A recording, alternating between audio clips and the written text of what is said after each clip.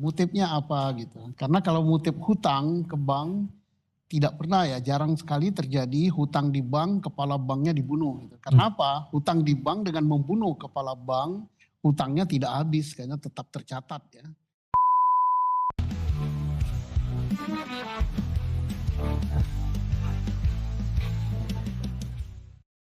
Para penonton, kembali lagi kita di podcast channel Susno 2G. Assalamualaikum warahmatullahi wabarakatuh.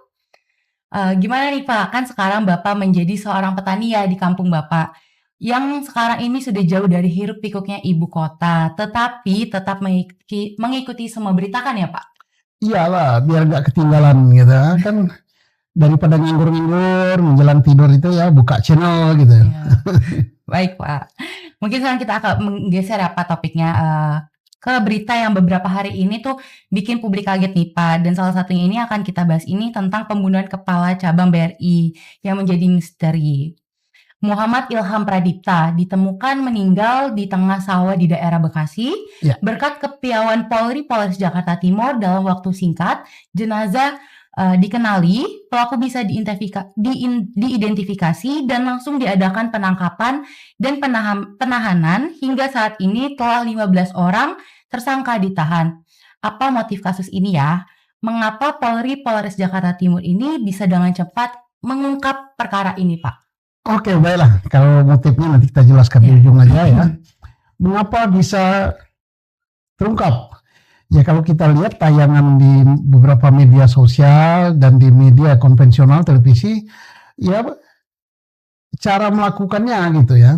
Cara melakukannya di siang bolong, di tempat parkir, kemudian di situ ya jelas kalau tempat parkir mall itu pasti orangnya banyak di situ.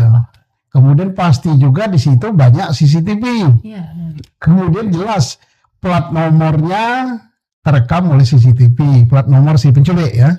Kemudian si pelaku pencuri terekam juga oleh CCTV.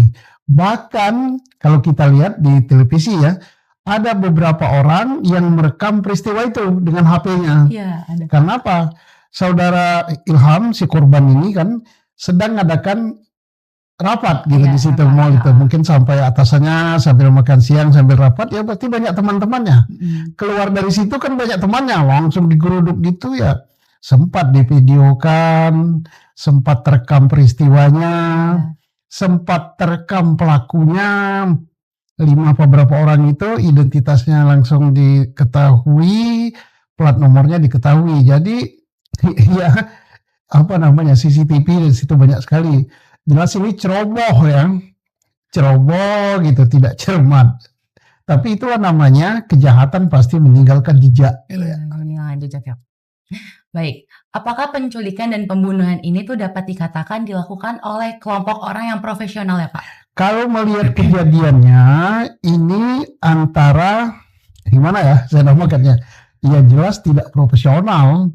Kenapa tidak profesional? Ya tadi dia melakukan di siang bolong gitu, di suatu tempat keramaian, di mall, ya pasti banyak CCTV dan banyak orang gitu ya.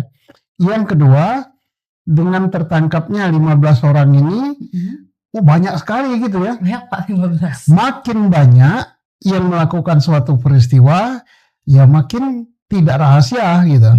Ya, yang otaknya memberi perintah kepada si A, si B menghubungi si C, DE menghubungi EFG dan seterusnya sampai 15 orang dan mungkin bertambah lagi gitu.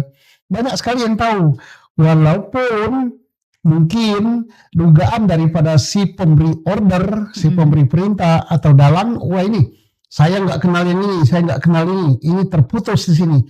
Iya terputus. Tetapi urutan peristiwanya nggak putus gitu sehingga polisi gampang melacaknya. Mungkin dalangnya tidak kenal pada eksekutor ya yang melakukan pembunuhan di ladang. Mungkin dia tidak kenal kepada yang menerima Muhammad Ilham Pradipta ini di mana landasan pacu. Mungkin tidak kenal kepada yang culik. Mungkin tidak kenal kepada siapa lagi. Tetapi ini suatu rangkaian. ya rangkaian panjang. Bukan berarti makin banyak klaster-klaster ini makin aman yang di atas ini. Oh tidak. Tidak kenal yes, tetapi melacaknya gampang. Ya, jadi jelas ini tidak profesional. Kebanyakan gitu. Kebanyakan dan orang yang mengerjakan itu jelas ceroboh gitu ya. Jadi tidak profesional lah ini. Baik Pak, dari tersangka yang sekian banyaknya nih Pak yang ditangkap, apakah benar nih yang inisial DH ini dia kan seorang crazy rich dari Jambi yang dikenal sebagai motivator ataupun tokoh pendidik dan berjiwa sosial adalah otak dalangnya atau ada dalang lainnya nih Pak? Sampai sekarang ya, untuk saat ini kalau kita ikuti di media sosial ya baru dia ya yang menjadi pada posisi otaknya gitu. Kan 4 dia ditangkap ini ya, bersama DH ini ada 4 ya. Nah, apakah 4 ini menjadi otak semua atau 3 ini pembantu otak ya, pembantu dalang, sedangkan dalang hanya DH, atau di atas ke-4 orang ini masih ada satu lagi. Itu kita tunggu aja hasil penyidikan yang dilakukan oleh Polres Jakarta Timur. Tapi sampai sekarang adalah DH. Nah, orang kadang-kadang terkecoh gitu dengan penampilan, terkecoh dengan profesi seseorang. Wah kan dia orang kaya gitu, crazy rich katanya ya, atau sultan lah gitu. Kemudian apa namanya, dia figur yang dikenal, suka main Instagram ya, Instagram, Pak. Menunjukkan kemewahan dan dia motivator dan dia macam-macam lah ya, yang menunjukkan kelebihan-kelebihan dia ya. Mungkin dia kenal pejabat dan sebagainya. Itu jangan kita terkecoh dengan penampilan, dengan profil bahwa oh tidak mungkin dia melakukan kejahatan itu. Ya faktanya, jadi untuk melakukan suatu kejahatan itu tidak ada teori bahwa orang yang di atas, orang yang profilnya bagus itu tidak melakukan kejahatan.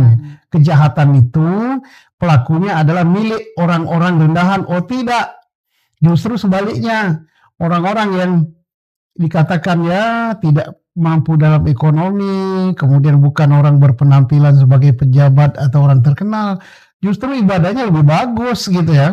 Kalau yang gini-gini, ya kejahatannya ya seperti ini. Ya karena pada kaget ya Pak, di Instagram, di komen-komen juga, masa seorang motivator bisa melakukan kejahatan tersebut ya Pak? Akhirnya masa kan. Oke. Apa sih Pak motif daripada penculikan dan pembunuhan hal tersebut? Motifnya belum diumumkan oleh Polri ya. Belum diumumkan, memang motif itu di dalam suatu kasus pembunuhan tidak menjadi unsur. Artinya terungkap atau tidak terungkap motif, orang yang melakukan pembunuhan tetap dihukum. Dan bisa juga dihukum mati gitu, tergantung cara melakukan kejahatannya. Nah itu bisa dihukum mati. Tetapi motif itu perlu, walaupun bukan unsur kejahatan. Kenapa perlu?